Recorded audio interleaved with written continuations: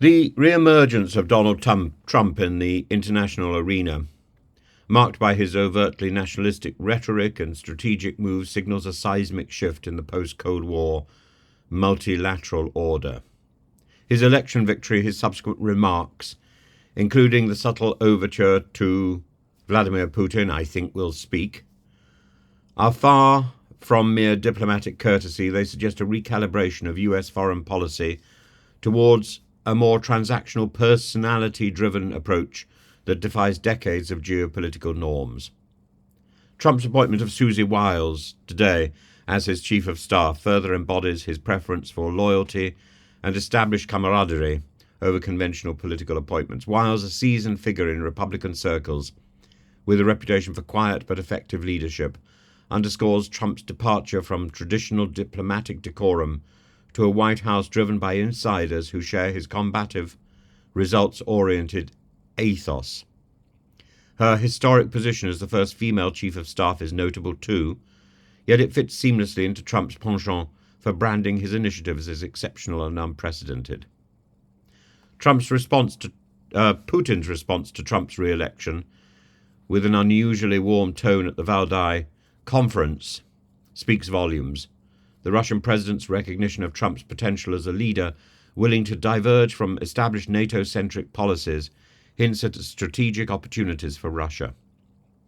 While Putin acknowledged Trump's rhetoric on restoring relations and resolving the Ukraine crisis as worthy of attention, he signaled a refusal to yield on Russia's terms for peace, cementing the Kremlin's position that any negotiation must reflect realities on the ground. This calculated positioning by Russia hints at a revival of old spheres of influence politics, challenging the very foundation of the UN Charter and the multilateral cooperation it champions.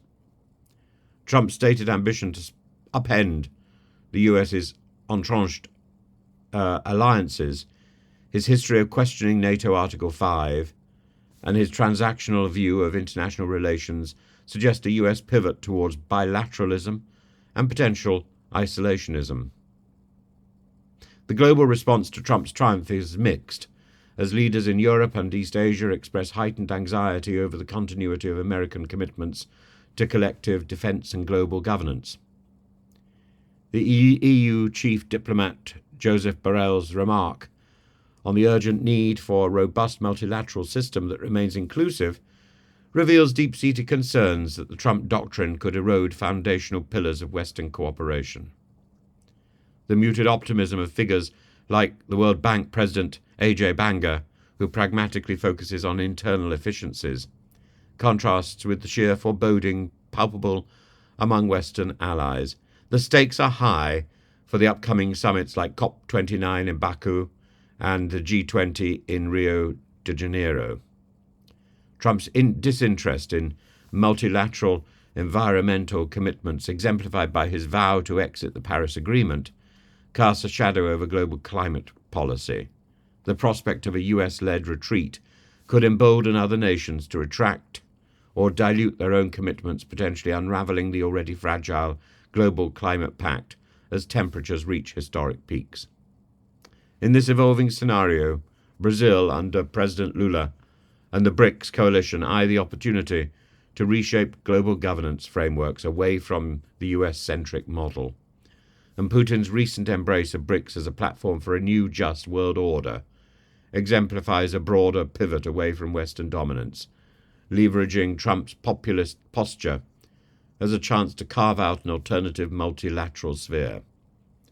The return of Trump, with his focus on a unilateral America First doctrine, promises to challenge not only America's global relationships, but the structural integrity of international cooperation.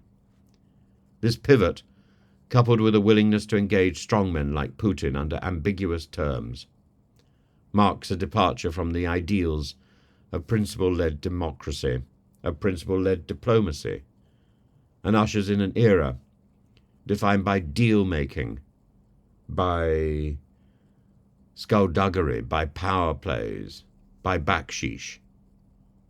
The world is left to ponder. Will this new approach redefine global power dynamics, or just destabilize them irreversibly?